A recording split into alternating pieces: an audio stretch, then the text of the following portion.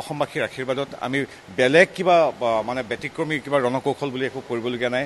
আমি দুইখন চৰকাৰে যিখিনি ভাল কাম কৰিছোঁ সেইখিনি কথাই আমাৰ দুয়োটা দল বা আটাইকেইটা দলে তৃণমূল পৰ্যায়লৈ লৈ যাম। আৰু এটা গুৰুত্বপূৰ্ণ কথা হ'ল এইবাৰ আমি ফৰ্ম লৈ যাম। সেই আমাৰ মিত্ৰ দলৰ বৰপেটা সমষ্টিয়ে হওক বা ডিব্ৰুগড় সমষ্টি বা শিৱসাগৰ সমষ্টিয়ে হওক, আমি কি প্ৰাপ্য আঁচনিয়ে কাৰোবাক যদি ঢুকি পোৱা নোৱাৰে সেইখিনি মানুহৰ তথ্যখিনি আমি দলগতভাৱে আনি ৰাজ্য চৰকাৰক প্ৰেৰণ কৰিম। যিখিনি মিয়া মানুহ আছে, মিয়া মানুহখিনি আছে কংগ্ৰেছৰ লগত, মিয়া মানুহ আছে জাতীয় পৰিষদৰ লগত, মিয়া আছে UDFৰ লগত। কিন্তু যিখিনি খিলঞ্জীয়া হিন্দু মুছলিমৰ আমাৰ দেশী গৰীয়া মৰিয়া জোলহা চৈয়দ, এই যিখিনি আমাৰ খিলঞ্জীয়া মুছলিম মানুহ আছে বা প্ৰতিটো ধৰ্ম, অকল মুছলিম বুলি নহয়, খ্ৰীষ্টান, জৈন, শিখ, বুদ্ধিষ্ট, প্ৰতিটো জাতি জনগোষ্ঠী ধৰ্ম বৰ্ণ নিৰ্বিশেষে অসম গণ পৰিষদ, UPPL, গণশক্তি বা আমাৰ BJPৰ সৈতে আছে। গতিকে ধুবুৰীতো আপোনালোকে সকলোৱে এটা কাৰণে প্ৰশ্ন সোধে, যিহেতু সংখ্যালঘু অধ্যুষিত এলেকা, তাৰ মিয়া মানুহখিনি আমাক ভোট দিয়াৰ সম্ভাৱনা কম। কিন্তু প্ৰতিটো ধৰ্ম বৰ্ণৰ মানুহে, বিশেষকৈ নৱপ্ৰজন্মৰ মানুহে যি দেখিছে 1 লাখ চাকৰি কিদৰে এইখন চৰকাৰে সম্পূৰ্ণ দুৰ্নীতিমুক্তভাৱে মেধাৰ ভিত্তিত দিছে, তেওঁলোকে দেখিছে যে ৰাজধৰ্ম পালন কৰি দুয়োখন চৰকাৰে প্ৰতিটো আঁচনি অৰুণোদয়ৰ পৰা কৃষক সন্মান নিধিলৈকে কিদৰে প্ৰত্যেককে দিছে, এই কথাখিনি তেওঁলোকে দেখিছে। আৰু বিশেষকৈ মুছলিম সমাজৰ মহিলাসকল, তেখেতসকল আজিৰ তাৰিখত নৰেন্দ্ৰ মোদীদেৱৰ লগত আছে আৰু আমাৰ ক্ষেত্ৰীয় ভিত্তিত আমাৰ মুখ্যমন্ত্ৰীদেৱৰ লগত আছে। তব্বৰি যদি কোনো হেঁচা প্ৰয়োগ কৰা নহয়, আপোনালোকে দেখিব ধুবুৰীতো আই মাতৃসকলে আমাৰ মিত্ৰ দলক ভোট দিয়াৰ প্ৰবল সম্ভাৱনা আছে।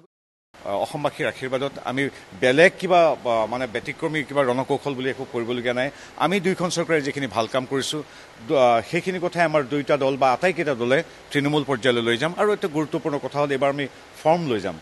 সেই আমাৰ মিত্ৰ দলৰ বৰপেটা সমষ্টিয়ে হওক বা ডিব্ৰুগড় সমষ্টি বা শিৱসাগৰ সমষ্টিয়ে হওক, আমি কি প্ৰাপ্য আঁচনিয়ে কাৰোবাক যদি ঢুকি পোৱা নোৱাৰে সেইখিনি মানুহৰ তথ্যখিনি আমি দলগতভাৱে আনি ৰাজ্য চৰকাৰক প্ৰেৰণ কৰিম। যিখিনি মিয়া মানুহ আছে, মিয়া মানুহখিনি আছে কংগ্ৰেছৰ লগত, মিয়া মানুহ আছে জাতীয় পৰিষদৰ লগত, মিয়া আছে UDFৰ লগত। কিন্তু যিখিনি খিলঞ্জীয়া হিন্দু মুছলিমৰ আমাৰ দেশী গৰীয়া মৰিয়া জোলহা চৈয়দ, এই যিখিনি আমাৰ খিলঞ্জীয়া মুছলিম মানুহ আছে বা প্ৰতিটো ধৰ্ম, অকল মুছলিম বুলি নহয়, খ্ৰীষ্টান, জৈন, শিখ, বুদ্ধিষ্ট, প্ৰতিটো জাতি জনগোষ্ঠী ধৰ্ম বৰ্ণ নিৰ্বিশেষে অসম গণ পৰিষদ, UPPL, গণশক্তি বা আমাৰ BJPৰ সৈতে আছে।